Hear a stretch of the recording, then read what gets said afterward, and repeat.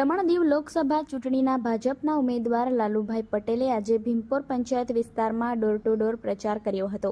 સાંસદ લાલુભાઈ પટેલે ભીમપોર વિસ્તાર સ્થિત લીમડી માતાના મંદિર અને જલારામ બાપાના મંદિરની મુલાકાત લીધી હતી, જ્યાં ભીમપોર પંચાયતના સરપંચ શાંતુભાઈ પટેલ, ઉપસરપંચ જીગર પટેલ, પંચાયત સમાજવાદી અને સ્થાનિક લોકોએ સાંસદ લાલુભાઈ પટેલને શુભેચ્છાઓ પાઠવી હતી।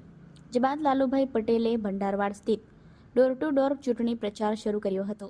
સાંસદ લાલુભાઈની સાથે ભીમપોર પંચાયતના સરપંચ, ઉપસરપંચ અને પંચાયતના સભ્યો સાથે પટલારાના પૂર્વ સરપંચ વિજય પટેલ, કચીગામ પંચાયતના અમરત પટેલ, કચીગામ ભાજપ મંડળના પ્રમુખ ગણેશ ભંડારી, ઈશ્વર ભંડારી અને ભાજપના કાર્યકરો હાજર રહ્યા હતા।